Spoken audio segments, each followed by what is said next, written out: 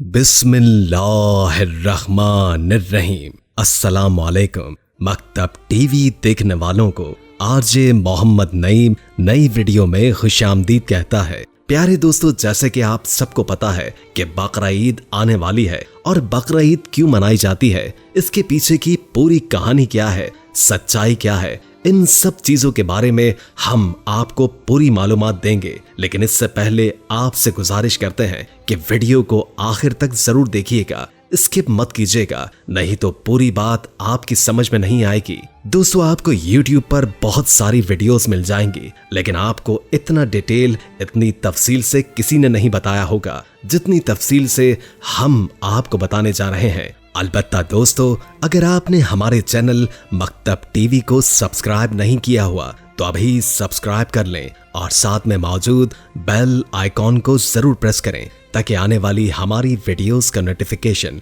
आपको बर वक्त मिलता रहे। वीडियो को लाइक और शेयर भी जरूर कीजिए। तो चलिए दोस्तों, शुरू करते हैं। दोस्तों, आप जानते हैं कि अल्लाह अपने बंदों और नबियों से बहुत मोहब्बत करता है और उनका इम्तिहान जरूर लेता है। कुछ इस तरह हजरत इब्राहीम अलैहिस्सलाम को एहसास हुआ। 1000 साल पहले हजरत इब्राहीम अलैहिस्सलाम एक बार आराम फरमा रहे थे, तभी आपको नींद आ गई। तो आप क्या देखते हैं कि अल्लाह ताला फरमाता है, जिसका मफहूम यह है कि ए इब्राहीम, अपनी सबसे प्यारी और अजीज चीज को मेरी राह में कुर्बान करो। चुनाचे सुबह हुई तो आपने सोचा कि नबी का ख्वाब कभी गलत नहीं हो सकता, झूठा नहीं हो सकता। तो आपके पास काफी तादाद में उस वक्त ऊंट हुआ करते थे। आपने 100 ऊंटों की कुर्बानी दे दी। फिर अगली रात में गैब से आवाज आई कि ए इब्राहीम, अपनी सबसे कीमती चीज को कुर्बान करो। तो फिर दूसरे दिन आपने 200 ऊंटों की कुर्बानी दे दी। फिर तीसरे दिन गैब से वही आवाज आई। तो आप सोचने लगे कि मेरी सबसे प्यारी चीज तो मेरा फर्जंद है, यानी मेरा बेटा इस्माइल है। आप सोचने लगे कि अल्लाह कहीं ये तो नहीं देखना चाहता कि मैं सबसे ज्यादा अपने फर्जंद से प्यार करता हूं या अपने खालिक हकीकी से। जब ये बात आपके जहन में आई तो आपने इरादा कर लिया कि अपने अजीज को राह खुदा में कुर्बान कर दूंगा। फिर आपने हजरत हाजरा अलैहिस्सलाम से कहा कि ए हाजरा, मेरे बेटे को गुस्ल कराओ, नए कपड़े पहनाओ और खुशबू लगाकर बिल्कुल उसको तैयार कर दो, दूल्हा बना दो। आज हम अपने दोस्त के घर दावत में जा रहे हैं। बीबी हाजरा खुश होकर अपने बेटे को तैयार करने लगी। फिर हजरत इब्राहीम अलैहिस्सलाम अपने बेटे को लेकर फलस्तीन से मक्का की तरफ रवाना होने लगे। तो शैतान आया और बीबी हाजरा से कहने लगा, ए हाजरा, तुम्हें पता भी है कि तुम्हारे बेटे को दोस्त के यहाँ नहीं बल्कि तुम्हारे बेटे इस्माइल को मारने के लिए ले जा रहे हैं। तभी हजरत हाजरा ने कहा कि मैं अपने हजरत इब्राहीम अलैहिस्सलाम को अच्छी तरह से जानती हूँ, भला एक बाप अपने बेटे को क्यों मारेगा। शैतान ने कहा, इब्राहीम ने ख्वाब में देखा है कि अल्लाह की तरफ से तुम्हारे बेटे को कुर्बान करने के लिए ले जा रहे हैं। तो बीबी हाजरा फख्र से कहने लगी कि शैतान, तुम पर लानत हो। अगर मेरा बेटा अल्लाह की राह में कुर्बान होने जा रहा है तो एक इस्माइल क्या, ऐसे हजारों बेटे अल्लाह की राह में कुर्बान हो जाएंगे। फिर शैतान हजरत इस्माइल अलैहिस्सलाम के पास गया और बोला, तुम्हें पता भी है कि तुम्हारे बाबा तुम्हें कहाँ ले जा रहे हैं, तुम्हें वो अल्लाह की राह में कुर्बान करने के लिए ले जा रहे हैं। हजरत इस्माइल अलैहिस्सलाम ने जवाब दिया कि अगर मैं अल्लाह की राह में कुर्बान हो जाऊं तो इससे बड़ा खुशनसीब कौन होगा। फिर शैतान यही सवाल लेकर हजरत इब्राहीम अलैहिस्सलाम की तरफ गया और कहा कि तुम अपने बेटे को क्यों कुर्बान कर रहे हो, तुम्हें पता भी है कि तुम्हारी कुर्बानी कबूल होगी या नहीं।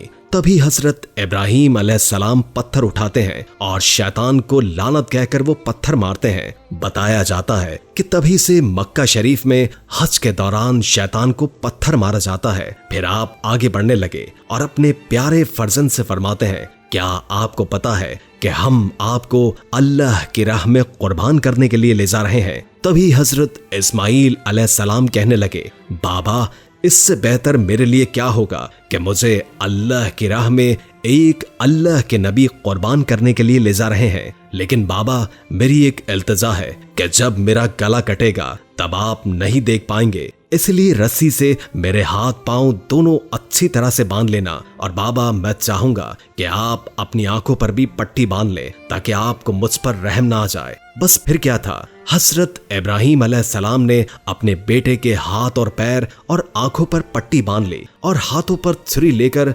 आसमान की तरफ देखा और कहा कि ऐ अल्लाह, अगर तू मुझे 1000 इस्माइल देता तो हजारों इस्माइल को तेरी राह में कुर्बान कर देता। ये कहकर गर्दन की तरफ छुरी ले जाने लगे तो अल्लाह ने फरमाया कि ऐ जिब्रील, जाओ जन्नत से एक जानवर लेकर जाओ और इस्माइल को हटा दो और उसकी जगह इस जानवर को रख दो। इब्राहिम अपने इम्तिहान में पास हो गया है। जैसे ही आपने छुरी को फेरते ही जो खून बहने लगा तो आपने अपनी आंखों से पट्टी खोली तो क्या देखते हैं कि आपका बेटा सही सलामत है और उनके साथ खड़ा है। नीचे देखा तो एक दुम्बा, जिनको हम भेड़ कहते हैं, वो हजरत इस्माइल अलैहिस्सलाम की जगह पे कुर्बान हो चुका है।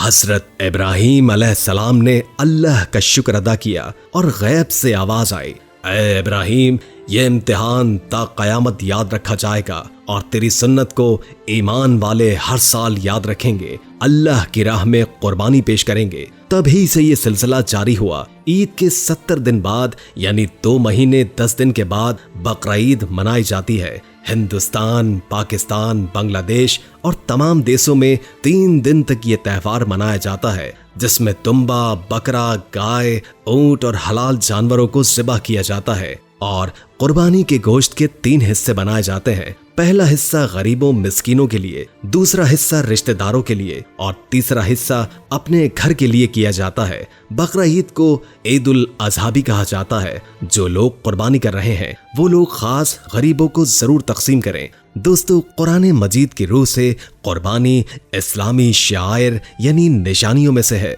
जिसके जरिए इस्लाम की शान और शौकत नुमाया होती है। चुनाचे अल्लाह ताला सूरह हज आयत नंबर 32, 36 और 37 में इरशाद फरमाते हैं, तर्जुमा, ये सारी बात याद रखो और जो शख्स अल्लाह के शायर की ताजीम करे तो ये बात दिलों के तकवे से हासिल होती है और कुर्बानी के ऊंट और गाय को हमने तुम्हारे लिए अल्लाह के शायर में शामिल किया है, तुम्हारे लिए इनमें भलाई है। चुनाचे जब वो एक कतार में खड़े हों, उन पर अल्लाह का नाम लो, फिर जब ज़िबा होकर उनके पहलू जमीन पर गिर जाएं, तो उनके गोश्त में से खुद भी खाओ और उन मोहताजों को भी खिलाओ जो सब्र से बैठे हों और उनको भी जो अपनी हाजत जाहिर करें। और उन जानवरों को हमने इसी तरह ताबे बनाया है ताकि तुम शुक्रगुजार बनो।